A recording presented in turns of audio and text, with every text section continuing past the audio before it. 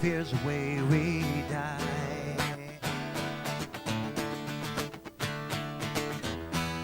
You can make the mountains ring or make the angels cry.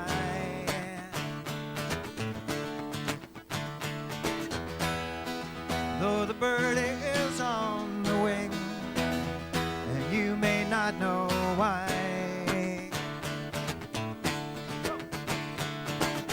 Come on, people now, smile on your brother. Everybody get together, try to love one another right now. Smile on each other. Come on, people now, smile on each other. Everybody get together, try to love one another right now.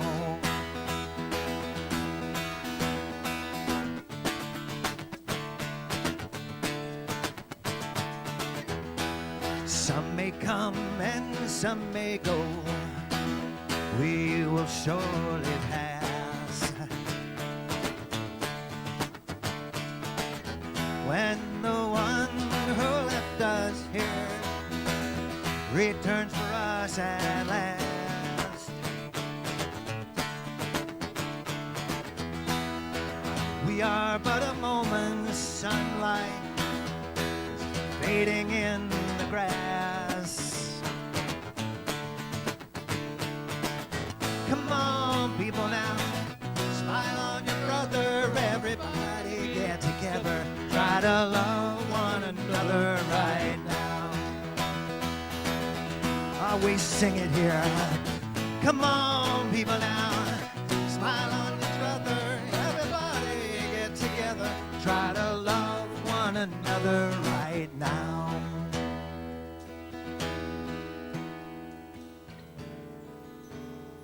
We're going to shift that energy for just a moment and let us come inward. A deep breath, a relaxed body. Help me release mental chatter. Maybe I close my eyes. For a moment, I simply watch the universal dance of oneness. Each of us, part of the very same one power, each of us distinct and unique. We make our way within this dance in every moment. This morning, I invite you to come with me to a place I call Lookout Pass. Maybe you've been here on a walk or a hike or a scenic drive. From Lookout Pass, I see a larger view. If you have a visual that comes to your mind, focus there for a moment. From this vantage point, things that are pressing hard tend to ease their grip. Obstacles begin to shrink, and I begin to see around the corners. Gifts can be seen now, right in the middle of challenge. Another person's point of view suddenly makes a lot more sense to me. The larger view offers beauty that just can't be seen up close. I feel deeply connected. I can rest here for a spell. It has been said that perspective is the key that opens all the locks that imprison happiness. This morning, I celebrate perspective, and I allow the experience of a quiet joy to bubble up from a place very deep inside my soul. And so it is. If you hear the song we sing, you will understand.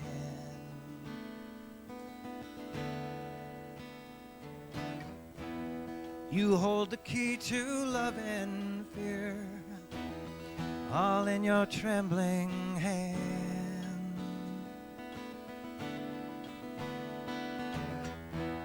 Just one key unlocks them both. It's there at your command.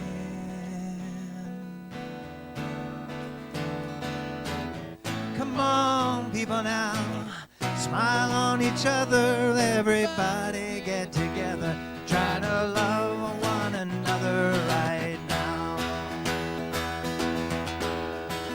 We sing it. Come on, people now, smile on each other. Everybody get together. together. Try to love one another right now. Try to love. Try to love one another right now. One more. Try to love one another right now.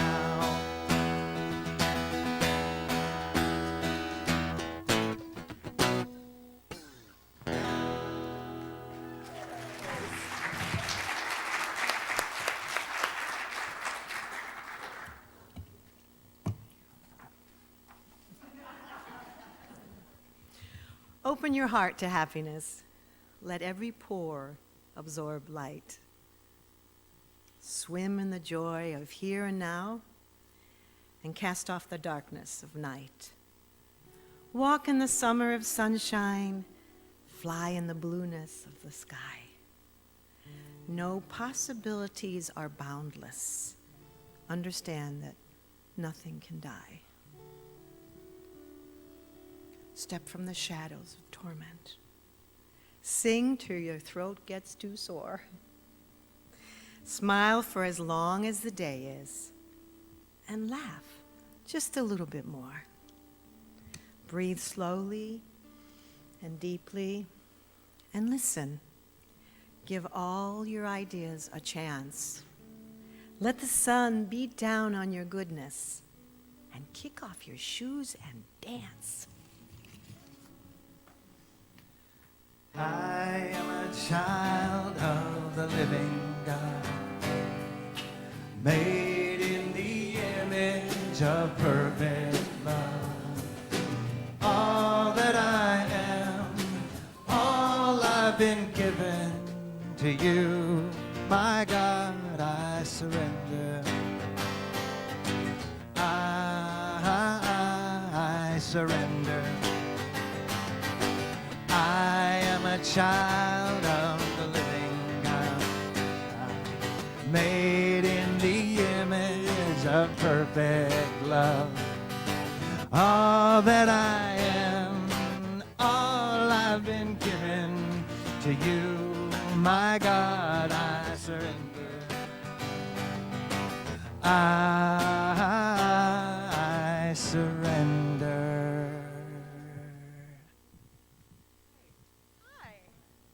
Good morning.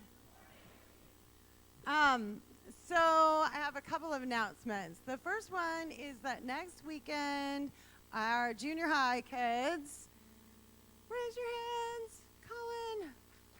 Yeah. Next weekend, they are going to Unitreat, which is their regional event. And they will be gone all weekend, and we're really excited. And thank you for helping send them off to that. And then a really, really special announcement that I'm super excited about. So Stephen Colfus, who you probably know a little bit, he's right back here hiding. Stephen has earned the rank of Eagle Scout in Boy Scouts. Yeah. So if you don't know, only 3% of Scouts ever make this achievement. It is a really big honor and just an amazing achievement. Next week is his Court of Honor at 2 o'clock, and you're all invited. And I hope you can attend. So he will be receiving his Eagle Scout. Reverend Nina, Dr. Richard will be here as part of the ceremony. And then there will be refreshments and a little party to celebrate him right afterwards in Friendship Hall. So if you can attend, please do so. It's going to be a really special event. And we are so proud of you, Stephen.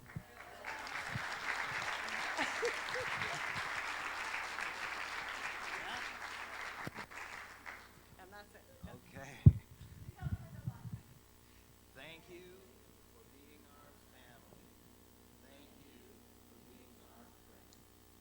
Thank you for blessing and teaching us. Amen. All that I am, all I've been given to you, my God, I surrender. Oh, congratulations, Stephen, and congratulations to Terry and Daniel. Takes a lot of support. And to our YOU program. That's really terrific. So good morning, everyone. I'm very glad to see you here. I'm feeling a little lucky this morning because I drew the get an extra hour of sleep card for platform as opposed to Ken last week, who drew the night after our big gala event. But he pulled it off in great style. We're happy to have you here at the recharging station. A picture popped into my head this week. Some of you may get gas like I do across the street at the Fred Meyer gas station. It's very convenient if you come here frequently. And there's this Tesla recharging station, and you see a row of cars all with their batteries recharging. And then I drew the picture. The line came over to Unity in Lynnwood with all of us sitting here on Sunday morning recharging our batteries. We have our very own recharging station right here. You know, there's an energy at Unity in Lynnwood that fuels us, and actually it's created by all of you good people who so generously share love and goodwill in this place. We welcome everyone here at Unity, all people, no exceptions. You are especially welcome here today. Often, relatively newcomers will say, it just felt like home when I walked in. And I think it has something to do with the easy flow of that loving energy that tends to go on when we're together here. It happens on Sundays, and it happens on other times when we gather in this place as well. James Baldwin is an African-American author and playwright. He wrote these words: "Love takes off masks we fear we cannot live without, but no, we cannot live within." Kind of a bind, isn't it? We're encouraged here. Put the masks down. We get to be ourselves here. We recognize that each one of us is different. That's okay. Actually, it could be no other way. Think of the snowflakes. It's our philosophy to focus on strengths, not weaknesses, because we're human. So we all have both, and we're all in process. It just works better that way. We come here to practice, and we try to create safety so that people feel comfortable stepping out and maybe trying something new they haven't done before. With a philosophy like this, I think that's how we create this place that feels like home together. I'm so glad that you are choosing to be here right now.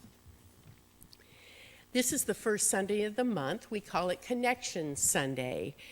Unity in Lynnwood offers many opportunities to deepen relationships and get to know other people through volunteerism and small group ministry. So I want to welcome Michelle Van Eyck to the platform. She wants to tell us a little bit more about that. Thank you, Michelle.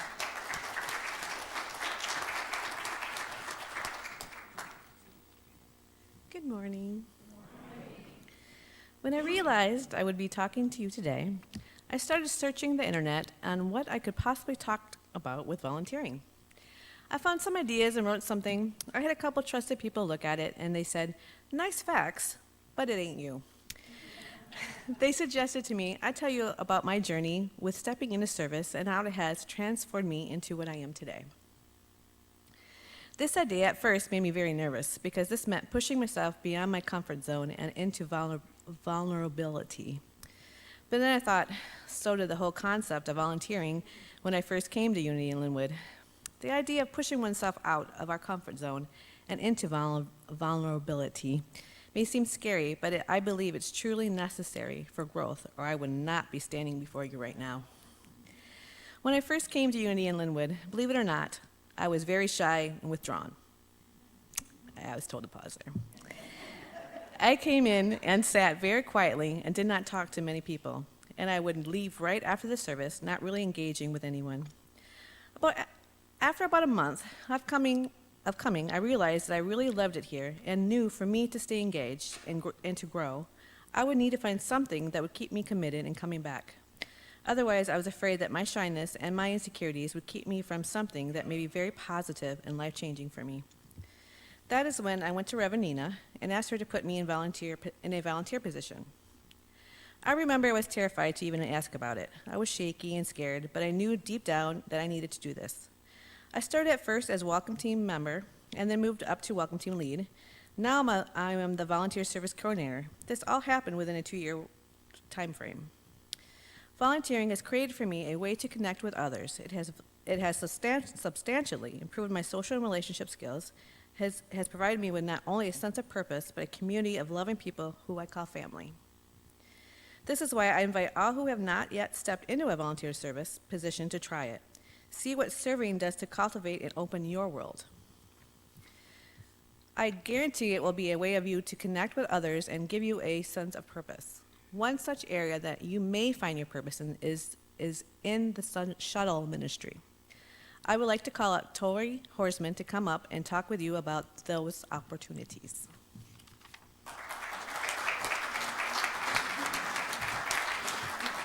Thank you, Michelle. Okay, so I'm so glad you shared that, because I remember Michelle when before she had cast off that shell, and it's been a huge transformation to see her step into this new spot where she shares herself with all of us so completely. So it's not the new you, it's the real you. So yeah, it's awesome. So anyway, yes. So I absolutely love the work that I do as a volunteer on the shuttle. It's very fulfilling to me. As you all know, to me it's really important. As you know, our parking lot's very small, and I know a lot of you sometimes come and have this problem, but the small parking lot limits our ability to grow as a community, and the shuttle is the bigger bucket, the way that we are encouraging growth by creating new parking spaces. So I myself am proof of the fact that this is a problem, because about 5 years ago, I dropped my son and daughter-in-law off at their church of choice, Brand X, over there.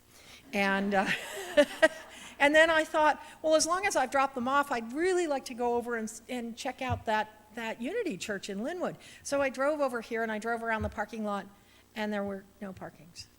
And there was no room at the inn. There was no chair for Elijah. It was terrible. There was no space for me. And I went away sad. And I must have done that at least 5 times before I finally got a spot in the reserved for newcomers parkings. So, yes. I'm nothing if not persistent, yes. And so then I got here, and then I discovered the shuttle ministry and Lynn. And I started riding the shuttle, and Kathy, Nina, all our past drivers. And I started riding the shuttle, and then I began to come really regularly. So it made a huge difference for me. So that's why it's important to me to volunteer at the shuttle ministry. I'm in service to newcomers. I'm in service to growing our community. I'm in service to latecomers, because, you know, stuff happens on Sundays, and mornings occur. I love all of that. And I even like dancing with the cars, the other drivers up and down the parkway on Seahawk Sunday. They get kind of insistent on that day. So I'm very blessed to have a joyful, caring, loving team of drivers, careful drivers, and they all love driving the shuttle as well. So the shuttle is important because it expands our membership, and I encourage everyone that can to come a little early and park in the Freddy's parking lot and join our little one-on-one. We get to know each other so well on the shuttle, even in those little short drives. It's very fun. And it leaves spaces open for newcomers and latecomers if you are able to park up there with us. So anyway, I'm very excited that we're getting a new shuttle. Thanks. Yes.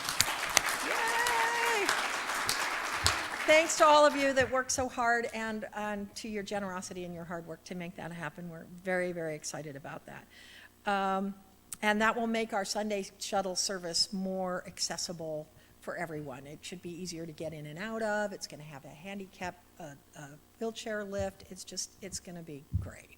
So, and of course, our youth that'll allow them to use our van more often without us having to rent something different. So that's awesome too. It's great.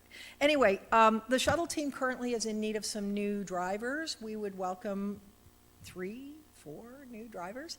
It's very fun. We just ask that you be available one Sunday a month to drive. You don't need to make any bigger commitment than that, and we only do the second service, so it's a fairly short volunteer shift. And we have a lot of fun, and you can even, wear a fun hat if you join us. Thank you very much.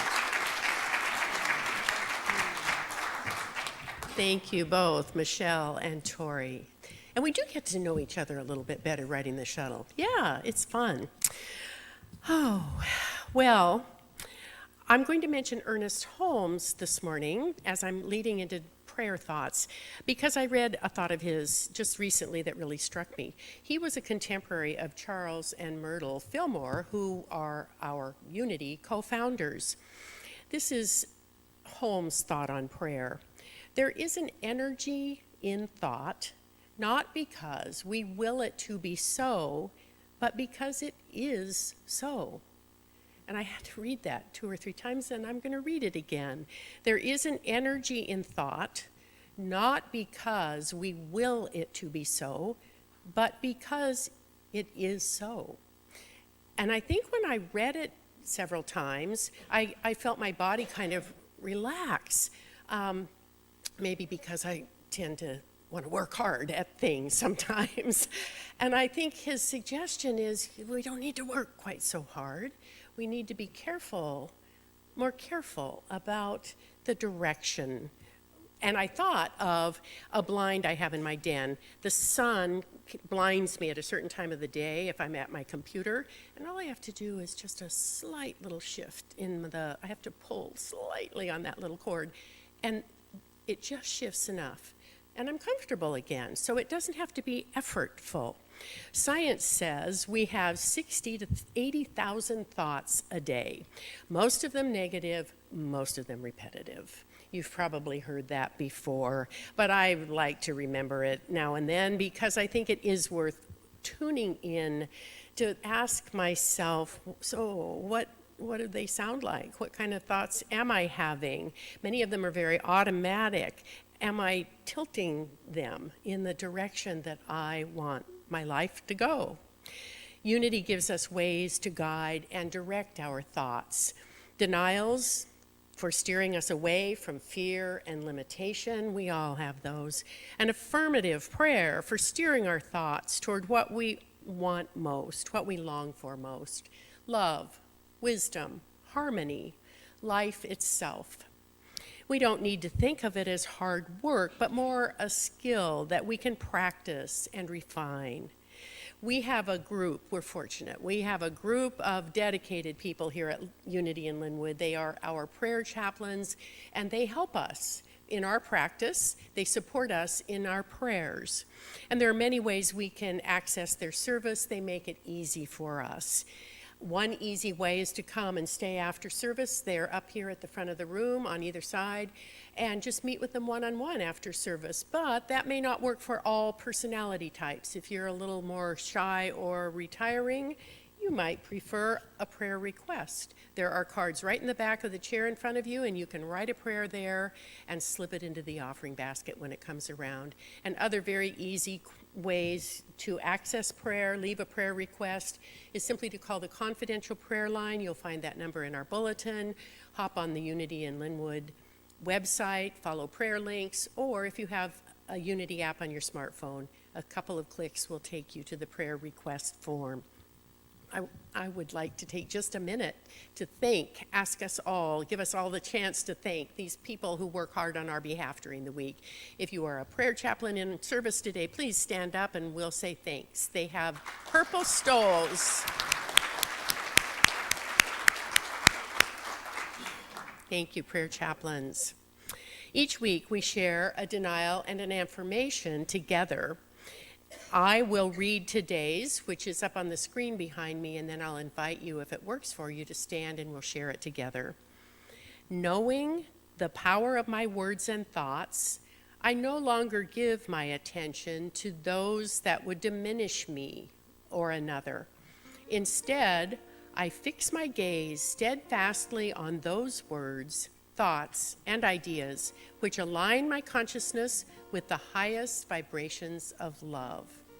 Please stand and we'll share this together. Ready? Knowing the power of my words and thoughts, I no longer give my attention to those that would diminish me or another. Instead, I fix my gaze steadfastly on those words, thoughts, and ideas which align my consciousness with the highest vibrations of love. And as we move into greeting, just a very quick reminder, some people are huggers, some people maybe not. And if they're not, maybe they'll just give you a namaste signal and let you know. Thanks.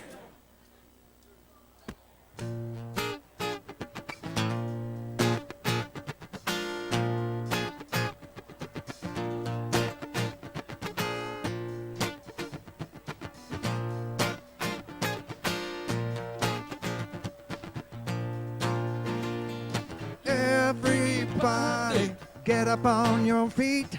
See the light in everybody you meet. Everybody, get up on your feet. See the light in everybody you meet. Let us be reminded of who we're meant to be. We are love, we are one big family. Hey, hey, yeah, yeah. Hey, hey, hey, yeah, yeah. Everybody, get up on your feet. See the light in everybody you meet. Everybody, get up on your feet. See the light in everybody you meet. Let us be reminded of who we're meant to be. We are love, we are one big family. Hey, hey, yeah, yeah. Hey, hey, hey, yeah, yeah.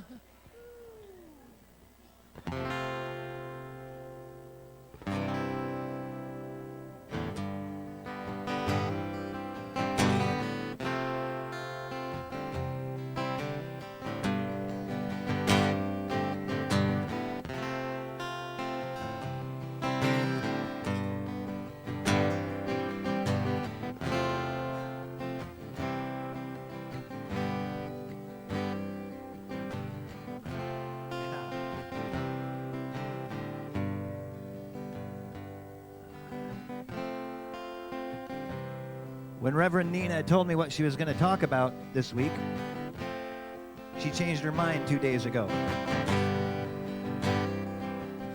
And Kathy says, that never happens. What? So I thought being in the moment was something around what you're talking about. Some of you have heard this song. It's got 2 words for a title, and that's what the chorus is. It's Here Now. So if you'd like to sing along on the chorus, if you know the verses, go for it. But the choruses are good too. Here now. Here now.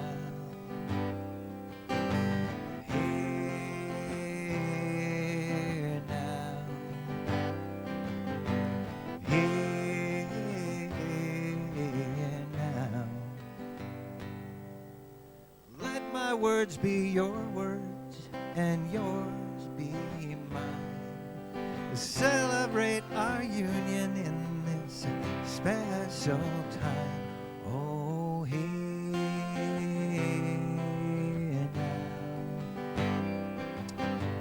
Here now. Let's enjoy the miracle that brought us here somehow, dissolving any obstacle from being present here and now. Oh, here now. Here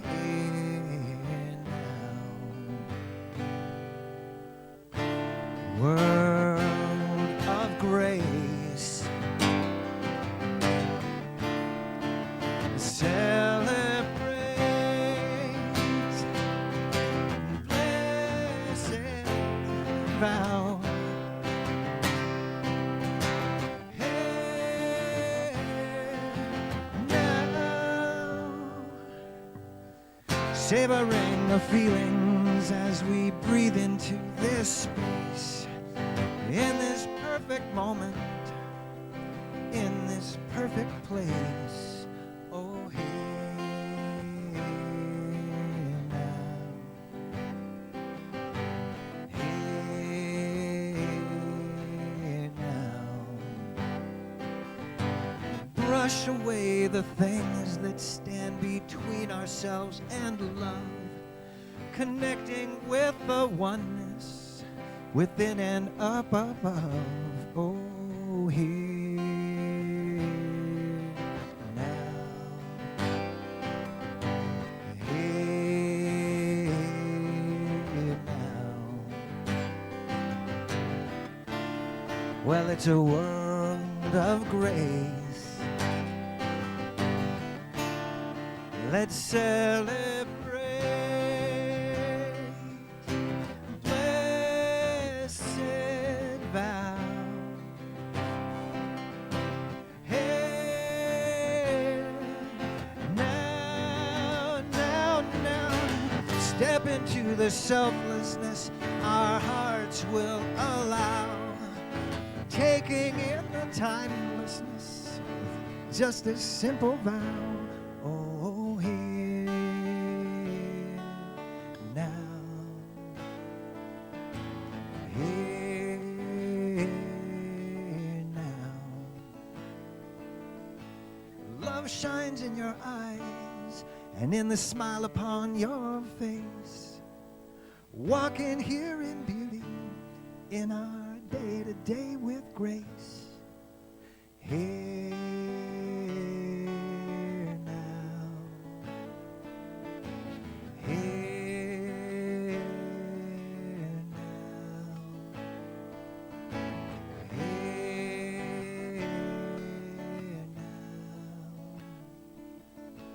Here now.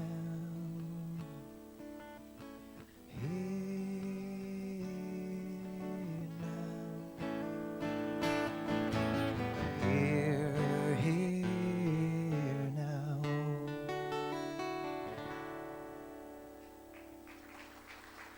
Thank you. Good singing. Good singing. Thank you, Steve. I feel so blessed to be sharing the platform with Steve and with Linda Babin and with Nancy Joy in the absence of our fearless leader, Dr. Richard Held, and Matthew Wilson, who are enjoying a little R&R in Mexico in the sun, while we get to enjoy a little sun here in the Pacific Northwest. I'd like to introduce you to our small group ministry. We have lots and lots of offerings. There is a card in the back at the Welcome Information Station if you'd like to learn more. Small groups are how we connect and go deeper. We get to know each other a little bit better on Sundays. We get to have conversations in Friendship Hall. We get to know each other a little bit. Small groups is where we go deeper. And I'd like to highlight two that are upcoming. We have a women's group today in Dr. Richard's office at 12:30 after this service. And then the third act is coming up this Friday in the family room. And I encourage you to check those out. I've been visiting a lot of the small groups, and they are profound. So I encourage you to check those out. Commitment Sunday. If you are a Giver Circle contributor, please allow us to celebrate you on Sunday, November 17th at 12:30. Or if you're interested in learning more about UIL's program of consistent giving, please join us and have lunch and get more information. The opportunity to enroll will be available very soon at the Welcome Information Station. There was a big cleanup day here yesterday. Who here participated in that? Would you stand up if you helped clean our church yesterday? Thank you. Thank you. Quarterly, we try and go deep and get into all the nooks and crannies, and we applaud and appreciate each one of you who showed up to do that. Thank you. We have ambassadors at every service, and for this service, we have Len Harden and Welaine Sharples. Welaine Sharples will be in the Friendship Hall. Len Harden, would you give a wave? And there he is, right in front of me. And Welaine Sharple is in the back. Thank you both. I'm told that they know everything there is to know about everything, so winning lottery numbers, go check them out. And speaking of ambassadors, for those of you who know Unity in Lynnwood's cherished member and Ambassador Emeritus Nan Allen, she wants you to know that she has cherished and continues to cherish each and every communication with you. There is a basket in the back, and people have been writing her love notes.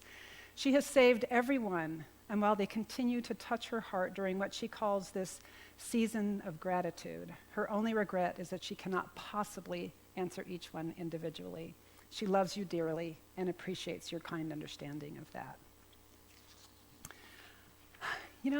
This is one of my favorite slides. Just cracks me. Rick just cracks me. This is really weird. I know I turned this off. I silenced this. Sorry. Hello? It's the Holy Spirit. Yes, sir. Or ma'am. Person, yes. Oh, a quiz? But it's Sunday. Oh, okay. You're the boss? Sorry about that. So it looks like today we're going to do something totally different. We're going to start the morning with a quiz. It's fall, the beginning of pop quiz season. Doesn't this kind of feel like school? No warning, just close your books. Time for a quiz. Well, hopefully you'll find this one fun, even though it's not about famous pirates or grog establishments. Are you willing to play with me this morning? Sure. All right. And I'm going to apologize in advance for any potential earworm. So, would you complete the following sentences? Plop, plop, fizz, fizz. Rice-a-roni. I am stuck on Band-Aids. Everything's better. I wish I was an Oscar Mayer wiener.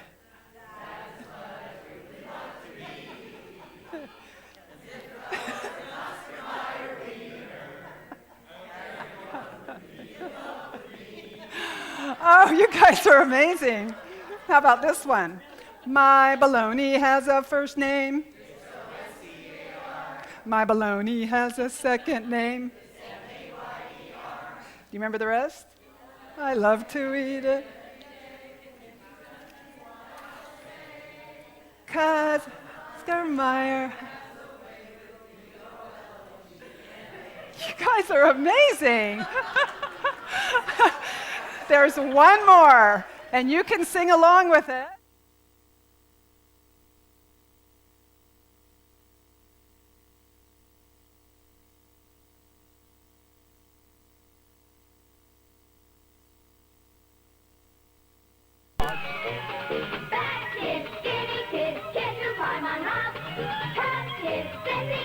Even kids with chicken pox love hot dogs. Farmer hot dogs. Hot dog kids. You guys get an A. You're amazing. For those of us, painful? I know. Oh, so for those of us for whom the words sprang instantly to your lips, and for those of us for whom this is at least familiar, how many of you were walking around yesterday or the day before or sometime last week singing these old ditties? In the shower, rice-a-roni? No? Driving to work, I wish I was an Oscar? No? At the dentist's office, I am stuck on Band-Aids? Nope. All right. But they're in there, aren't they? I was not a TV watcher growing up, and yet, I watch 1 hour of Pokey and Gumby, and I was out the door. And yet, all of these lyrics still spring instantly into my head after hearing just a few words. And I'm sure there's more in there that is just waiting for someone to sing the first few words to it, and the rest of it will spring to attention. And no, that is not an invitation for you to email me your favorite earworm. And these commercial ditties, this is the innocuous stuff. What else might be in our subconscious that is not so innocuous? What else might be lurking in our subconscious mind, only to come to the surface when prompted by some outside trigger? While the Band-Aid commercial isn't likely to cause you angst or make you go into fear or shame, there might be something else in your subconscious that does. The Armour hot dog commercial isn't likely to be something that makes your heart pound in your throat when you hear it, but is there something else that does? The theme song to Batman doesn't likely make you feel like you can never be successful, nor will the Rice-A-Roni's ditty make you feel like you're unlovable. But is there some forgotten memory turned belief that does? The third of Unity's 5 principles tells us that our thoughts and beliefs have power. We create our own reality through our thoughts and beliefs.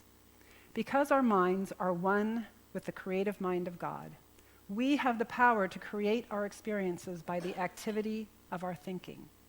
Everything in the material world has its origins in thought. Unity co-founder Myrtle Fillmore says it this way: the visible universe is but the externalization of thoughts. Man thinks, and his thoughts become objective as forms. These forms are of many grades of density, or as the physical scientist would say, molecular vibration. The real man is not of any of these forms. He is the force that causes the forms to exist.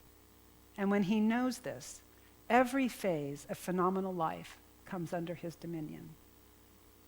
Ernest Holmes prods us, wake up. Your word is all-powerful. Your consciousness is one with omnipotence. Your thought is infinite. And the other Unity co-founder, Charles Fillmore, says, the words of your mouth and the thoughts of your heart are now and always molding the spiritual substance and bringing it into manifestation. Our thoughts, our words, our beliefs have power. Unity and other New Thought teachings have been telling us this for years now, starting with Phineas Quimby in the mid-1800s. However, this creative power isn't limited to just our conscious thoughts. Those thoughts and beliefs that lurk in our subconscious continue to influence how we express in the world. If we subconsciously think we are unlovable, that outpictures in our world. If we subconsciously think we are weak or sickly or not talented, that outpictures in our world. If we subconsciously think that we are not creative, or that life is stacked against us, or that only the lucky win, this will show up in our world. If we believe that others are inferior or superior to us, this outpictures in our world. And I believe that these are all thoughts and beliefs worth questioning, but we first have to realize that they're there. Because for many, if not most of us, these thoughts have been part of our belief system for so long, they are invisible to us. I have a couple of examples, and I use myself as examples so that I can keep my friends and family. First one, for years, during the time period of my mid-20s into my early 30s, I would get incredibly anxious every spring. I had no idea what was causing it, but by early summer, it would typically pass. After 6 or 7 years of this, I was out running errands one fine spring day, and I passed a group of college students who were all waiting at the bus stop. And I caught the gist of their conversation, which was about their anxiety over upcoming finals. And suddenly it clicked. I had horrible test anxiety while in college because throughout my junior and high school years, I ended up either at experimental schools or the school that was having one experimental year, the year that I was there. And they didn't do midterms or finals. So my first final in college was in chemistry. And I was so afraid of failing that I couldn't even remember my name for the first 10 minutes of the test. My subconscious mind was still responding to the same time of year as though I was still preparing for finals, even though I wasn't. In other words, that subconscious belief in my inadequacy continued to manifest in my physical experience, triggered only by the date on the calendar. Another example. I started playing guitar in the 6th grade. I loved it. I practiced hours every day, and I loved to sing folk songs and campfire songs so that my friends could sing along. I also loved to sing, but when we sang as a group, I sang so softly that no one could hear. Alone, I would sing in the bedroom, in the shower, in the car, while cooking. You see, I thought I didn't have a good voice. But I didn't let it stop me in private because I loved it so much. Then one day, while singing softly in a group, one of the women leaned in to listen and said, "You know, you have a pretty voice. You should sing louder." But no matter how hard I tried, I couldn't. My voice was quiet. It was muted. It stayed stuck in my throat. So in my 20s, I decided I would take a voice workshop. I was terrified that the teacher would tell me to leave, that my voice was horrible, but to my surprise, the teacher said I had a pleasant voice, could carry a tune mostly, but needed to sing louder. I tried. I tried so hard, but I couldn't increase the volume one iota. She was so intrigued with that she took time out of the group of about 50 students to work with me individually, experimenting with different things, trying to break through. And after about 10 minutes, she gave up, shrugging and said, I'm not sure what to do to help you.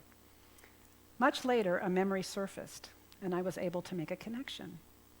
One day in kindergarten, I had learned a song. I was so excited to get home and sing it to my mom.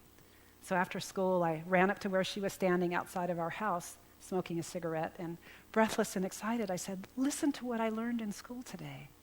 She said, "What did you learn, baby?" So happy and proud, I sang the song I had just learned.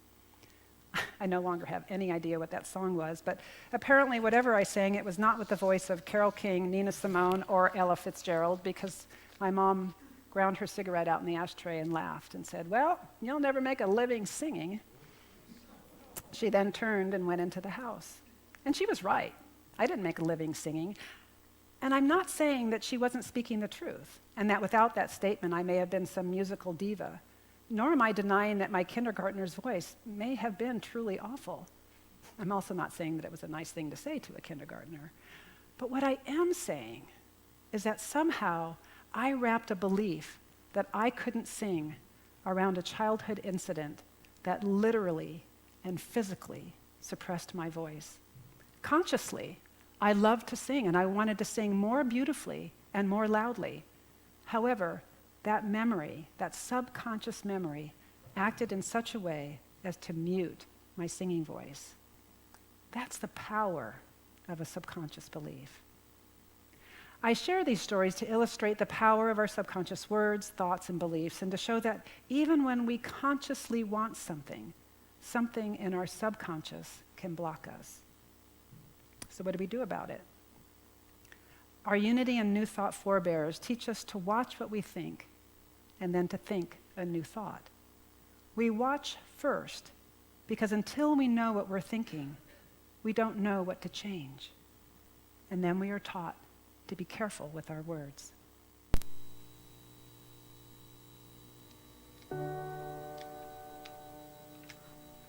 Words are things, I'm convinced. You must be careful about the words you use, or the words you allow to be used in your house.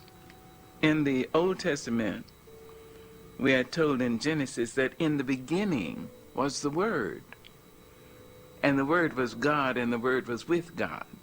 That's in Genesis. Words are things. You must be careful. Careful about calling people out of their names, using racial pejoratives and sexual pejoratives and all that ignorance. Don't do that.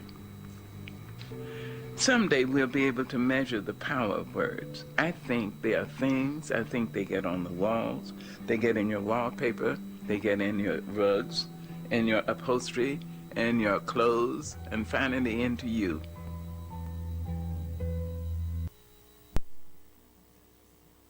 We must be careful with our words. Thoughts are things. They have power. Let's learn to be careful with our current thoughts, our current words, for eventually they too end up in our subconscious. Let's make sure that what we place in our subconscious moving forward are things we choose to have in there as much as possible. Let's watch our mouths. So our work becomes watching our world, this lovely feedback loop that shows us what we believe so that we can discover what it is that we are thinking, what we must be thinking.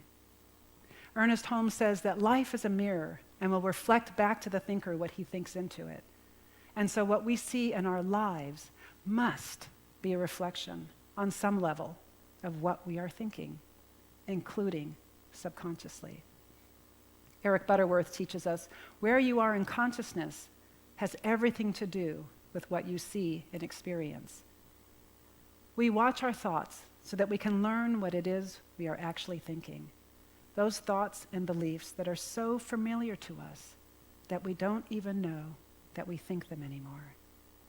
Then, when we've discovered what we must be thinking, we begin to mind our thinking, change lanes when we realize that we're in the old track. And we do this by thinking a new thought. Ernest Holmes says, the one who wishes to make a demonstration must clear up his own subjective atmosphere. The reason being, he may be objectively making statements which his subjective thought may be denying. In this way, we often neutralize our word as fast as it is spoken. Eric Butterworth says, we don't change what we are, we change what we think we are. Simple, but not easy. Hard work, yes, but it behooves us to do the work to get at those subconscious beliefs and get free from them. And this, by the way, is the work that we're doing during our Wednesday evening healing services. The freedom of choice that lies on the other side of doing this work is worth it. This is one of the reasons that I like Byron Katie's work so much. Byron Katie teaches us to question every thought we think we believe, to ask ourselves if it is truly true. It gets us in the habit of questioning what we think is true, and it can bring those subconscious thoughts and beliefs out into the light.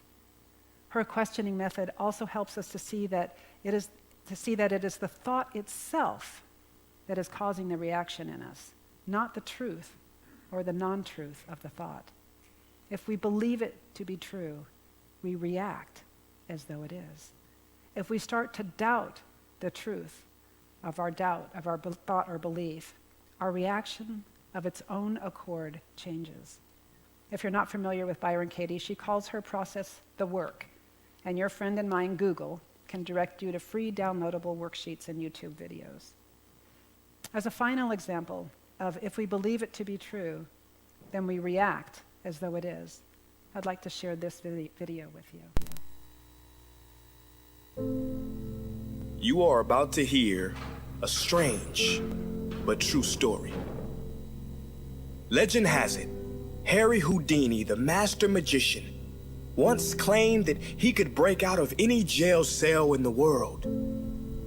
All he had to do was walk into that jail cell with his street clothes on. I'll be out of there in 1 hour, no problem, he said.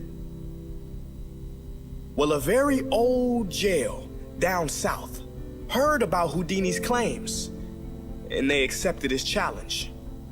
On the day of the event, many people gathered outside. Very confidently, Houdini walked right into the jail and into the cell, and they shut the metal doors behind him. The first thing Houdini did was he took off his coat. Then, very strangely, he took off his belt. Secretly hidden in Houdini's belt was a 10-inch piece of steel, very tough and very flexible, and Houdini started working. In about 30 minutes, that confident expression Houdini had when he walked in disappeared. In 1 hour, he was bathed in sweat. And at the end of 2 hours, Houdini, in defeat, collapsed against the door, which then opened. It opened because, you see, that door had never been locked. But that's not entirely true, is it? That door was locked, It was firmly and thoroughly locked in Houdini's mind, which meant it was locked as if the best locksmith in the world had put his lock on it.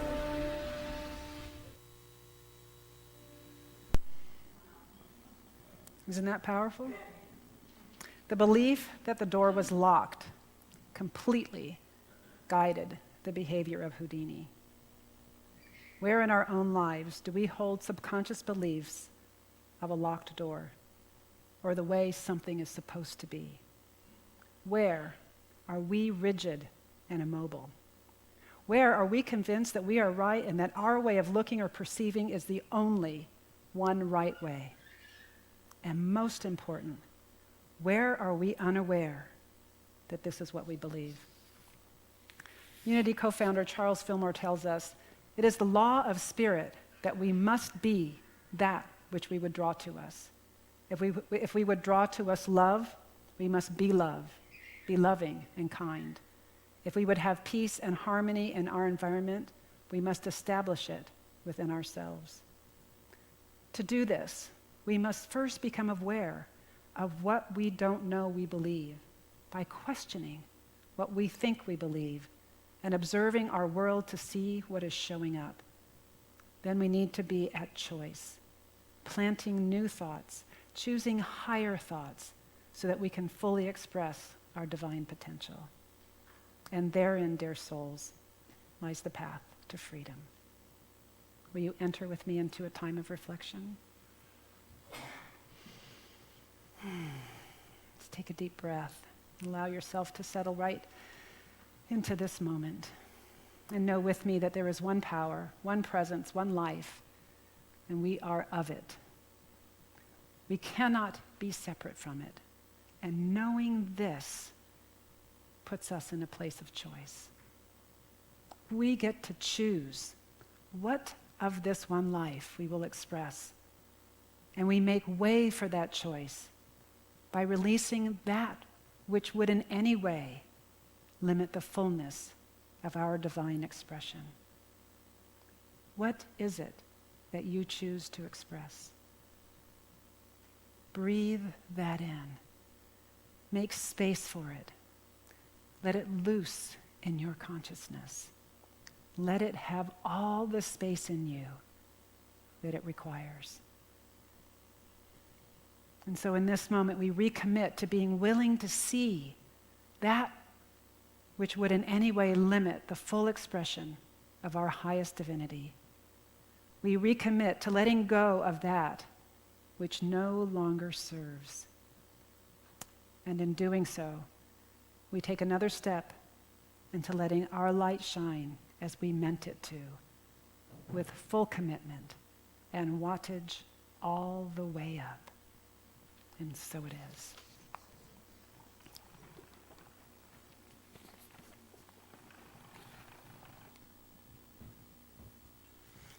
Thank you, Nina. Thank you, thank you.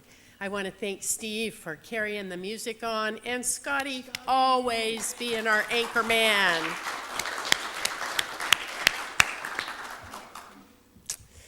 Well, this is a moment when we take a little time for ourselves to give something back to our community that supports us in many, many ways. Some of us feel rich just because we have found a community like this that offers a sense of belonging.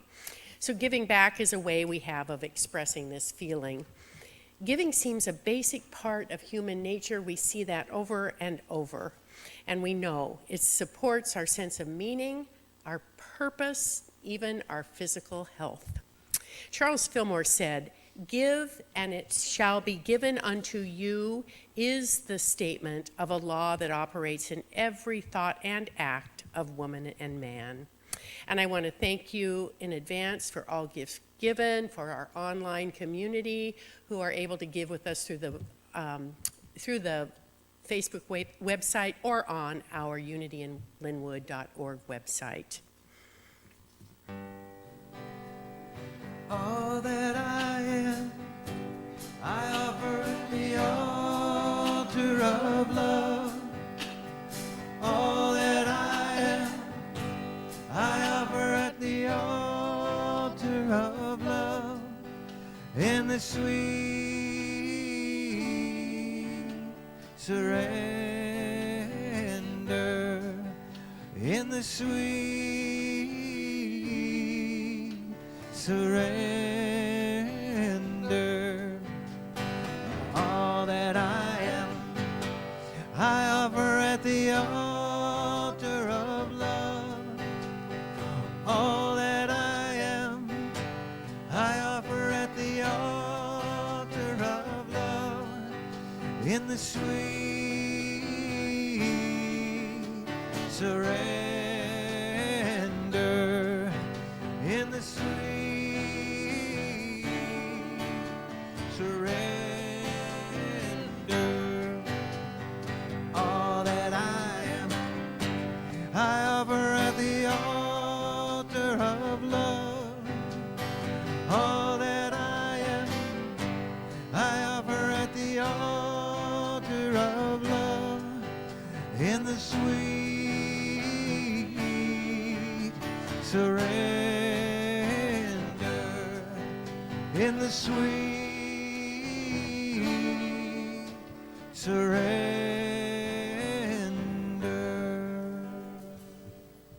Thank you, ushers. Let's bless these gifts together.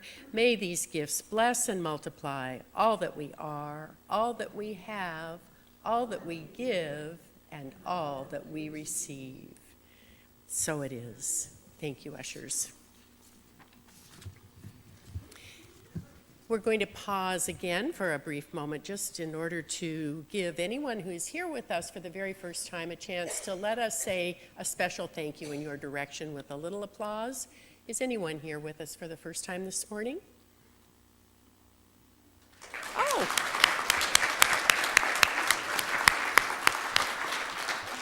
Thank you. So nice to see you. If you haven't spotted it, there is a newcomer's information card right in the back of the chair in front of you that helps you know a little bit more about Unity and Unity in Lynnwood. We do have a welcome packet that looks like this. It's a DVD right to the left of the door as you exit the sanctuary.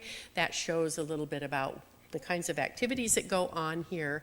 And if you and if anyone else who has not done so want to be on our email list, please fill out the Stay in Touch card right in the back of the chair there as well. That just means you'll get on our email list of just a couple a month. Gives you both information and inspiration. We want to invite people here for the first time to swing by our gift shop because we're offering you a complimentary copy of the Daily Word, a small little daily affirmation book that helps us get those thoughts going in the right direction at the start of a day. And I do invite you as well to stop by the just blanked on what we call it, our Let's Connect table. Welaine, who will be up here in just a moment, sits right underneath the windows in the Friendship Hall, and she's made herself available to answer questions for people who are new or newish here at Unity in Lynnwood. Thank you for doing that, Welaine. So I want to extend an invitation to everyone. Please come on over to the Friendship Hall following service if you can. We enjoy refreshment and conversation there, and it's just a nice opportunity to learn a few new names or pick up a fact about a friend you didn't know before.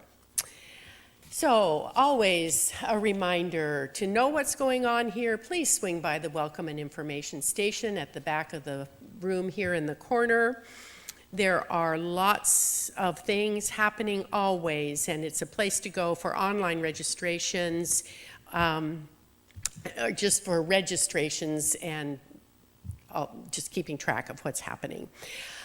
I also want to mention, Nina did reference, this Wednesday evening will be our final Spiritual Awakening, a midweek healing service that Nina has done now for us over the course of 4 weeks. It happens at 7 p.m. Co-founder Myrtle Fillmore teaches us that awakening spirituality is foundational to all healing. Following a brief lesson, we dig deeper together using a combination of New Thought prayer and solfeggio frequencies to shake loose those old entrenched patterns coming from those old subconscious beliefs that Nina talked about. I want you to know that Steve Mason is welcoming us to a celebration concert for his newest album entitled Here and Now. And we will know the chorus, so we'll be able to sing along. I hope that staying for that concert works for many of you. It's happening today from 12:30 to 1:30 right here in the sanctuary. Refreshments will be provided there. Interfaith at Unity in Lynnwood offers Spiritual Saturdays on Saturday, November 9th at 11 a.m. Along with talented musicians, Rabbi Ted Falcon shares the universal teachings of the Jewish wisdom tradition in this monthly intentional spiritual gathering. Through teachings, songs, and meditation, he co-creates an environment supporting our awakening to the more profound levels of our own identity. And join us on Sunday, November 24th, following second service for a community potluck Thanksgiving meal. Hosts will provide turkey, potatoes, and gravy, and we will all provide the side of our choice. Or if you don't bring a side, come anyway. Everyone is welcome. And we have Nadine Carter and Roger Berg and Laura Spar to thank for this event. Thank you. Wonderful idea. So, please welcome Welaine Sharples to the platform. She has an announcement for you from the local humanitarian outreach team.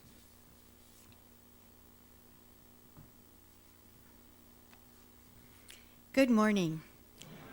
And how can it be anything but a good morning? It is beautiful out. There are those beautiful smiling faces, and we have this beautiful place. So, I mean, you know, really.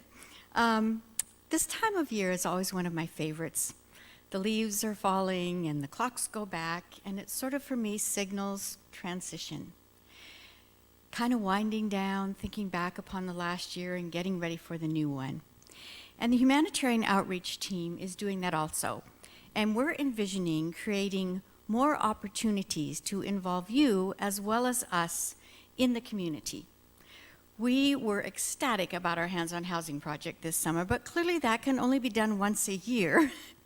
And we would love to be able to offer a sort of a palette of volunteer opportunities to serve, to build bridges, and maybe even tear down a wall or two in the community. So if you have a passion or an idea or a project you think would work for us, please let us know, because that is our goal for the coming year. In the meantime, there are a couple of things that you might be interested in. This Saturday, the 9th, we are serving breakfast at the Neighbors in Need program at Trinity Lutheran Church. It is an amazing program. We did it last year. Nadine's nodding her head because she was there. They serve about 100 or 150 people, a hot breakfast. They also have an opportunity for a shower, to wash their clothes, to get new clothes if they need them, to speak with somebody that will just listen, to find ways to navigate the systems that they need to get services. And over time, they build a community, which is really a wonderful thing to witness. So if you're interested in doing that, I would encourage you to talk with me or sign up at the Welcome and Information Station to do that. Also, this is our third year of participating in Trinity Lutheran's Toy Shop, which is co-sponsored by Edmonds Unitarian Universalist Church. Each year, they serve about 200 Lynnwood families, making it possible for each child to find that special gift under the tree that might not be there otherwise. We've set up 4 rooms, ages 0 to 4, 5 to 8, 9 to 12, and 13 to 18. And that last room, we need some help. If you have ever had a teenager in your family, you know that no matter how hard you try, unless you know them very well or they give you something specific to get, no matter how heartfelt the gift is, there is often a polite smile or a subtle eye roll, and you know that that gift is never going to see the light of day because it really wasn't what they wanted. So Trinity has decided in their wisdom that the best thing to do is to provide gift cards so that those teens can choose something for themselves. Last year, we were able to provide $500 in gift cards from our humanitarian outreach budget. But this year, with our big summer project, we're finding ourselves a little short. So we are offering an unscheduled hospitality today with breakfast casseroles and fried rice and bagels and all sorts of delectables, and all your donations will go to provide those gift cards for the teens.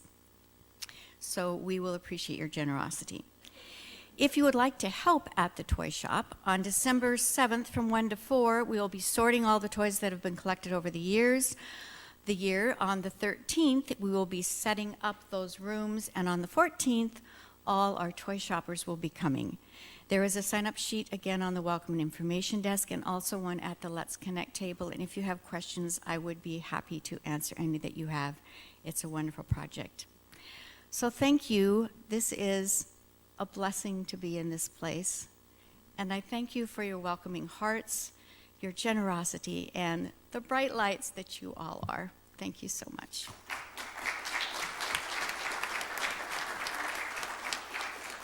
Thank you, Elaine. Lots of wonderful information there.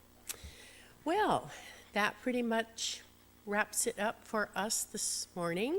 I just want to give you the reminder that all the good things that go on here can be found on your printed program, also on the website, also by swinging back to the welcome and information station. So please do that.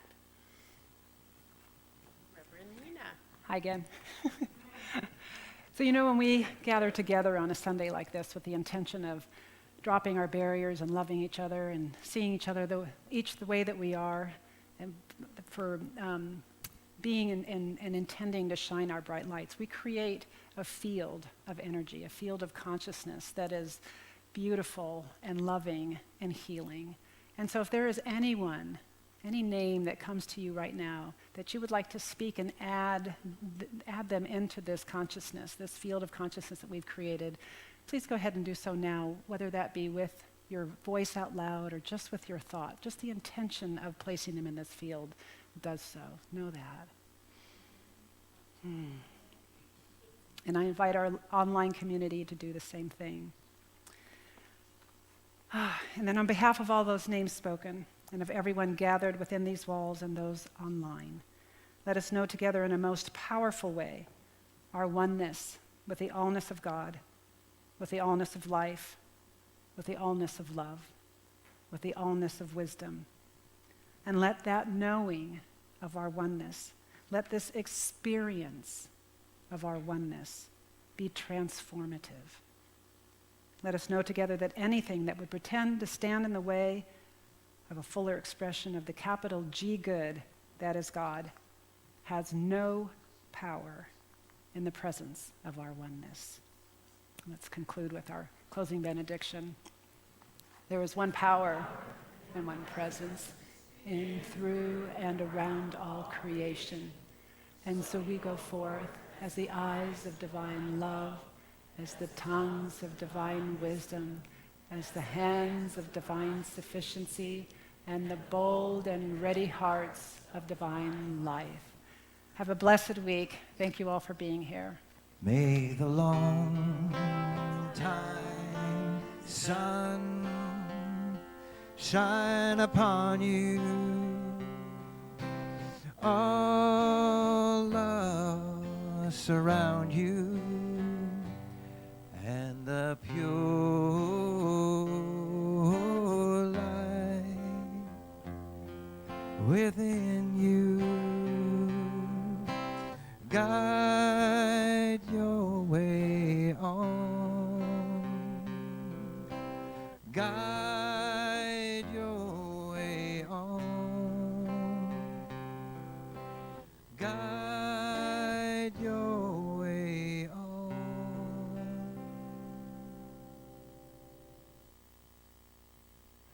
Go in love.